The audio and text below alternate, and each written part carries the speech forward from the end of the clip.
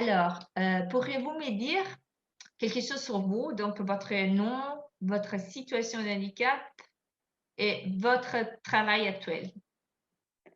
Alors, je m'appelle Pascale Van der Bee. Voilà, je suis née en 1964, donc j'ai, quand même déjà pas mal eu le temps de réfléchir sur qui je suis et ma situation de handicap, c'est un handicap acquis, invisible, donc je suis devenue malentendante.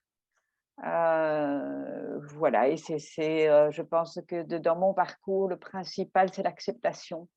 C'est de partir d'un état où on est quelque chose et puis on devient quelque chose d'autre et enfin, je crois que ça met beaucoup d'années et dans un parcours comme le mien, l'acceptation prend beaucoup de place. L'acceptation d'un handicap en plus invisible et donc il y a d'une part l'accepter soi-même et pour ensuite, je dirais, permettre à notre entourage d'être conscient que c'est une réalité même invisible.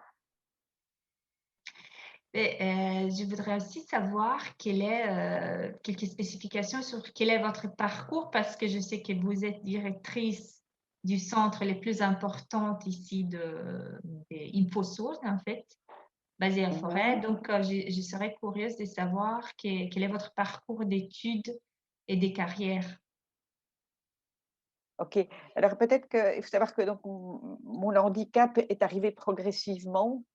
Donc, j'ai eu un parcours au début entre guillemets «normal» et puis c'est lors de mon adolescence qu'on ne sait pas pourquoi, j'ai eu une chute progressive, de mon audition. Alors il y a eu un moment qui a été très difficile, c'est, au début les études n'ont pas été faciles et puis là où vraiment on prend conscience de toute la dimension handicapante, d'une diminution physique, c'est dans le parcours professionnel. Clairement, là, avant ça, il y a toujours une certaine bienveillance, les gens on peut s'adapter, on peut fuir, on n'est pas obligé d'aller à des dîners, où on n'entend pas, on n'est pas obligé de se mettre dans des situations inconfortables dans la vie de tous les jours. Par contre, dans la vie professionnelle, là, des réunions, il y en a, des réunions d'équipe, il y en a tous les jours et donc c'est là que ça devient entre guillemets «le plus difficile à accepter» et donc j'ai commencé apprendre à faire des choix professionnels qui étaient, presque contraires à mon handicap. Un de mes premiers travails était, j'ai travaillé à la Commission européenne comme, dans le service du porte-parole. Donc je travaillais pour le service presse de Jacques Delors et c'était tout à fait, pas du tout adapté parce que c'était des services où il faut très bien entendre. Et donc chaque fois, j'ai à des moments, j'ai travaillé donc mon parcours, j'ai fait un, baccalauréat en droit et c'était mon idée aussi, c'était toujours, tout la non-acceptation du handicap revient comme un espèce de leitmotiv, donc je voulais plaider, et qui veut plaider en justice doit pouvoir entendre, il y a rien à faire et puis je me suis à des moments petit à petit, aperçue que je n'entendais même pas au cours, j'avais beaucoup de mal à demander des notes aux autres. Donc c'est vraiment mon parcours a été marqué par, l'acceptation et c'est chaque fois, des douleurs parce qu'on va au cours, on est dans un auditoire de 300 personnes, personne ne voit que vous avez votre handicap. Vous devez avoir beaucoup d'humilité pour le déposer auprès des gens. «Ben, tu sais, j'ai une déficience, elle ne se voit pas. Peux-tu me prêter tes notes?» Alors très fort, on préfère, mais c'est jouer sur crâner. «Ben non, moi j'aime pas d'aller au cours, je préfère m'amuser». Du coup, j'arrivais toute bronzée au cours, donc il y avait plus personne qui voulait me donner ses notes. Heu, donc tout ça est un parcours de ne plus se mentir, des moments à soi-même pour pouvoir le déposer aux autres aussi et enfin moi en tout cas ça a marqué, mon cheminement, c'est cette acceptation très difficile qui a été pour moi de l'accepter, pouvoir le dire, pouvoir porter un appareil auditif, donc j'ai eu mon premier appareil auditif à l'âge de 15 ans et je n'arrivais pas à le garder sur moi. C'était quelque chose que je retirais assez facilement, puis je l'ai perdu, très fréquemment. Pour finir, j'ai dû accepter de le porter Aujourd'hui, j'en porte un, j'ai un casque adapté là maintenant, donc ça me permet de bien vous entendre. Mais je portais des choses très cachées. Aujourd'hui, je porte une couleur très voyante. Donc voilà, l'acceptation a été quelque chose de progressif et qui a dû passer par, bon, j'ai pris plein de râteaux, hein, pour finir, il faut parfois vraiment, pour accepter l'évidence, se prendre toute une série de râteaux. Et donc, j'ai commencé mon parcours professionnel et même mes études universitaires par justement des choses qui m'obligeaient d'accepter. Je prenais des choses qui, par défaut, allaient être des échecs et pour moi, je fonctionne très fort à l'échec, en fait. C'est des échecs qui me permettent de rebondir. Je ne sais pas si vous avez lu ce livre de Charles Pépin, Oui, Les vertus de l'échec. Et moi, oui, c'est vraiment quelque chose oui. sur lequel, chaque fois que qui me permet d'arriver à l'évidence que c'est vrai, j'ai cet handicap, je dois faire avec. Et donc, chaque fois. Et donc, je suis partie de test and learn, hein, très fort, pour arriver à admettre que ce serait peut-être un travail adapté, serait quelque chose qui me permettrait d'arriver. Je ne voulais jamais voulu descendre mon niveau d'ambition. Très vite, je me suis aperçue que ce serait dans des fonctions managériales que je pouvais donner le meilleur de moi-même. Et donc, il fallait que je trouve des fonctions managériales «adaptées» entre guillemets. Et donc j'ai été un peu, c'est aussi, là où il paraît que je suis un peu opportuniste, dans le bon sens du terme. Donc c'est un petit peu flairer ou là où est toujours attentif à ce qui pourrait être un lieu, un environnement adapté pour vous. Et donc moi, c'est clairement dans le secteur du handicap que j'ai vu que, j'aurais le plus de chances voilà, d'être acceptée, de m'accepter moi-même et de trouver un lieu de travail adapté. Donc c'est comme ça que j'ai un petit peu, mais ça m'a mis du temps, hein, être capable de postuler dans le secteur du handicap.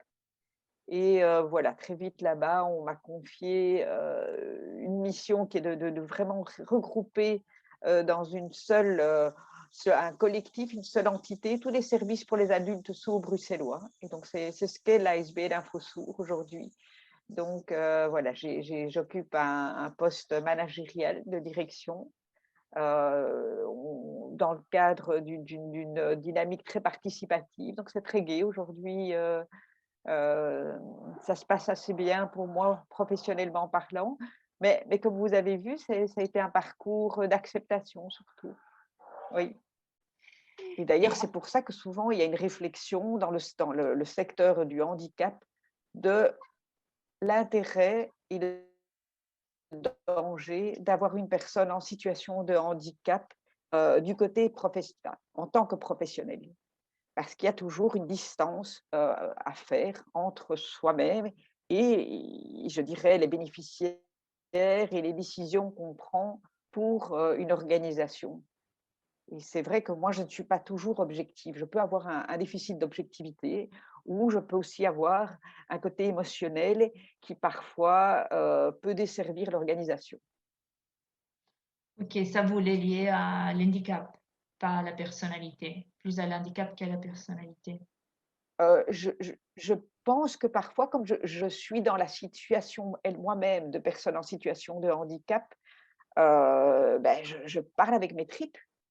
Alors parfois, c'est un avantage, parfois je vais un peu trop loin Mhm. je peux avoir du mal à me contrôler et je repère que c'est quand même assez fréquent chez les personnes en situation de handicap. Ça demande en tout cas, un travail sur soi-même, de bien gérer. Je ne sais pas si vous connaissez, il y a quelques personnes qui ont bien fait ça. C'est Alexandre Jolien, par exemple, Oui. qui a fait, par exemple, Le petit traité de l'abandon. Donc c'est une personne en situation de Mhm. handicap qui est philosophe également. Et donc toutes ces personnes qui sont elles-mêmes dans des situations de handicap ont un temps de recul ou un travail de recul par rapport à. En tout cas, ce qui est certain, c'est que, on doit faire un travail sur soi-même important, peut-être plus important que d'autres. Ok. Et les relations avec Pour en vos faire une collègues, force au lieu. Les relations avec par rapport, parce que mes vous collègues, avez c'est ça? dit, Oui, vos collègues ou vos supérieurs, si vous A- avez des supérieurs, je ne suis pas sûre.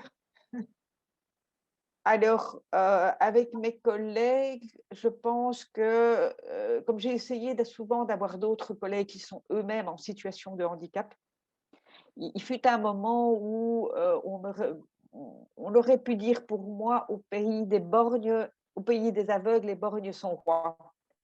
Dans le sens où je ne suis pas fortement handicapée. Donc, il y a des personnes sourdes sourdes de naissance, qui, pour des raisons X ou Z, voilà, n'ont pas accès, par exemple, au français correctement, ou savent moins bien lire et écrire.